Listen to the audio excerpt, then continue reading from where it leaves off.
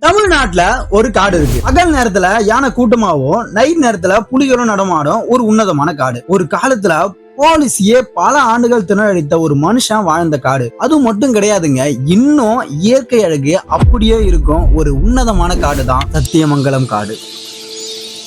அப்படி இந்த காட்டுக்குள்ள இருக்கும் ரகசியம் என்ன? வீரப்பனுக்கும் இந்த காட்டுக்கும் என்ன சம்பந்தம்? இப்ப இந்த காடு எப்படி இருக்கு? வாங்க ஒரு வாட்சா விட்டு வரலாம். அப்படிப்பட்ட இந்த காடு எப்படி உருவாச்சு? இது ஒரு சாதாரணமான காடு கிடையாது, இது ஒரு அற்புதம்னு எல்லாம் சொல்றாங்க. ஏன் அப்படின்னா, இப்ப மேற்கு தொடர்ச்சி மலையான வெஸ்டர்ன் காட்ஸ், கிழக்கு தொடர்ச்சி மலையான ஈஸ்டர்ன் காட்ஸ், இது ரெண்டும் ஒரு இடத்துல இணையுது. அப்படி ரெண்டு காடு இணையறதுக்கு பேரு பயோடைவர்சிட்டி ஹாட்ஸ்பாட்னு சொல்லுவாங்க. அப்படிப்பட்ட அந்த பயோடைவர்சிட்டி ஹாட்ஸ்பாட் தான் இந்த சத்தியமங்கலம் காடு.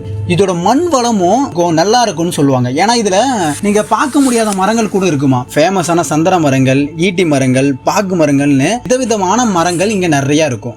மரங்கள் மட்டும்தானா அப்படின்னு சொல்ல போனா விலங்குகளும் அதை விட மோசமா இருக்குங்க. ஏன் இப்ப தமிழ்நாட்டுல இந்தியாவில் அதிக ஆசிய யானைகள், கிட்டத்தட்ட 650க்கு மேற்பட்ட ஆசிய யானைகள் இங்க உலா வருதுன்னு சொல்லுவாங்க. இப்ப 2013க்கு அப்புறம் இந்த புலிகள் காப்பகம் வச்சதுனால கிட்டத்தட்ட 112 வங்காள புலிகளும் இங்க நடமாடுதுன்னு சொல்லுவாங்க. அது மட்டும் கிடையாங்க, அழிவு நிலையில் இருக்கும் வெண்முதுகு கழுகுன்னு சொல்லுவாங்க. அந்த கழுகை இங்க பாதுகாப்பா பராமரிக்கிறான்னு சொல்றாங்க. அது போல சிறுத்தைகள், செந்நாய்கள், இந்திய காட்டு எருமைகள்னு ஒரு பலவிதமான உயிர்கள் இங்க வாழுது. அப்படி இந்த காடு யார் கூட ஷேர் பண்ணிருக்கு அப்படின்னா, கர்நாடகால கொஞ்சமும், தமிழ்நாட்டுல கொஞ்சமும், கேரளால கொஞ்சமும் இருக்கு. தமிழ்நாடுன்னு சொல்ல போனா ஈரோடு மாவட்டம் சொல்றாங்க. கர்நாடகா பக்கம் போனீங்கன்னா சாம்ராஜ் நகர், பந்திப்பூர் பகுதி. கேரளா பக்கம் வந்தீங்கன்னா அப்படியே நம்ம நீலகிரி வழியா வயநாடு. இது கூட தான் இந்த காடு ஷேர் பண்ணிருக்கு. இந்த காடோட மொத்த பரப்பளவு 1411 சதுர கிலோமீட்டர். நம்ம இந்தியாவோட தலைநகரம் இதுவும் கிட்டத்தட்ட ஒண்ணுன்னு சொல்றாங்க. சரிப்பா, இவ்வளவு கொடிய மரங்கள் இருக்குன்னு சொல்ற, இவ்வளவு கொடிய விலங்குகள் இருக்குன்னு சொல்ற, அப்புறம் எப்படி இந்த வீரப்பன் 20 வருஷம் இந்த காட்டுல நடமானாரு? 3 மாநிலங்கள் போலீஸ் தேர் இருக்கு. அது இல்லாம தமிழ்நாடு போலீஸும் கர்நாடகா போலீஸும் சேர்ந்து வேற தேர் இருக்காங்க. அப்பயே 20 வருஷம் பிடிக்க முடியாத அளவுக்கு வீரப்பன் எப்படி இந்த காட்டுல வாழ்ந்தாரு? பல பேருக்கு சத்தியமங்கல்னு சொன்னாலே நினைவுக்கு வரும் ஒரே பெயர் வீரப்பன்.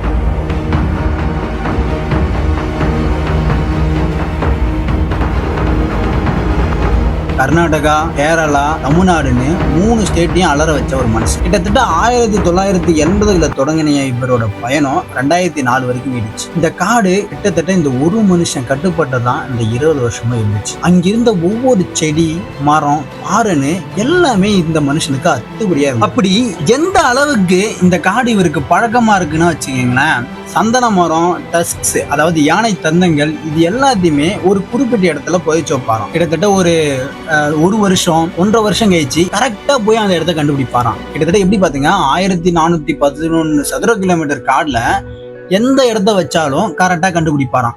அதுக்கே இவர் ஒரு போலீஸ் தேடும் போது ஒரு இடத்துல இருக்க மாட்டாரு. கிட்டத்தட்ட நான் 3வது மலையில இருக்கேன், 4வது மலையில இருக்கேன்னு மலைக்கு தாவிக்கிட்டே இருப்பாரு. இப்படி இந்த காட்டே ஆண்டுட்டு இருந்த மனுஷன், இந்த காட்டுக்குள்ள வச்சு இவரை கொல்ல முடியாதுன்னு தெரிஞ்ச போலீஸ் இவரை வெளியே கொண்டு வர வச்சு ஒரு ஆம்புலன்ஸ்ல போயிட்டு இருக்கும் போது கிட்டத்தட்ட 338, எத்தனை பாருங்க, 338 புல்லட்டை அந்த ஆம்புலன்ஸ் மேல சுட்டிருக்காங்க. அதுல ஒரு 3 புல்லட் அவரோட உயிரை பறிச்சிச்சுன்னு மெடிக்கல் ரிப்போர்ட்ல சொல்லியிருக்காங்க. வீரப்பன் போனதுக்கு அப்புறம் கிட்டத்தட்ட ஒரு 4 வருஷம் கழிச்சு 2008ல இந்த காடை வனவிலங்கு சரணாலயமா அறிவிக்கிறாங்க. அதுக்கப்புறம் ஒரு 5 வருஷம் கழிச்சு அதிகமான புலிகள் வளர்க்கப்பட்டதுனால இது சத்தியமங்கலம் புலிகள் காப்பகம்னு சொல்றாங்க. அந்த பக்கம் போனீங்கன்னா பந்திப்பூர் புலிகள் காப்பகம்னு சொல்லுவாங்க. இந்த காட்டுல இருக்க இன்னொரு ஃபேமஸான விஷயம், இந்த காட்டோட அடிவாரத்துல இருக்க பண்ணாரி அம்மன் கோவில். ஈரோடு மாவட்டத்தின் சத்தியமங்கலத்தின் அருகே உள்ள பண்ணாரி பகுதியில் அமைந்துள்ள இந்த கோவில் தமிழ்நாட்டின் புகழ்பெற்ற ஒரு அம்மன் கோவில்ல ஒண்ணு சொல்றாங்க. இந்த அம்மன் உருவானதுக்கு கிட்டத்தட்ட ஒரு 3 விதமான கதை சொல்றாங்க. முத கதை ஒரு மாடு பால் கறக்காம ஒரு இடத்துல பால் கறக்கும், அந்த இடத்துல சுயம்பு இருக்குன்னு சொல்றாங்க. அதுக்கப்புறம் இந்த கர்ப்பிணி பெண்ணோட இன்னொரு குழந்தைய தூக்க முடியாம போய் அந்த குழந்தை அம்மனா மாறிச்சு சொல்றாங்க. இதுல எது உண்மைன்னு தெரியல, ஆனா இது ஒரு மிகப்பெரிய அம்மன் கோவில்னு தெரியும். மிக பழமையான அம்மன் கோவில். வீரப்பனும் அடிக்கடி இந்த கோயிலுக்கு வந்துட்டு போவாராம். குறிப்பா பண்ணாரி அம்மன் திருவிழா மற்றும் குண்டம் இறங்கும் திருவிழா இங்க மிகவும் பிரபலமானது. அப்படிப்பட்ட இந்த காடு இப்ப எப்படி இருக்கு தெரியுமா? ஒரு காலத்துல வீரப்பனின் துப்பாக்கி சத்தத்தால் பேசப்பட்ட இந்த காடு இன்று யானைகளின் பிளிரல், பறவைகளின் சத்தம், புலிகளின் நடமாற்றம் மற்றும் இயற்கை அழகின் அமைதியால் பேசப்படுகிறது. இதுதான் சத்தியமங்கலம். இந்த காட்டின் உண்மையான ஹீரோ அந்த ஆயிரக்கணக்கான உயிரினங்கள் தான். இந்த சத்தியமங்கலம் காடு பற்றிய வீடியோ உங்களுக்கு பிடிச்சிருந்தா ஒரு லைக் பண்ணுங்க, அப்படியே ஒரு ஷேர் பண்ணுங்க. இது போன்ற உண்மையான வரலாறை தெரிஞ்சுக்க நம்ம சேனலை சப்ஸ்கிரைப் பண்ணிக்கோங்க.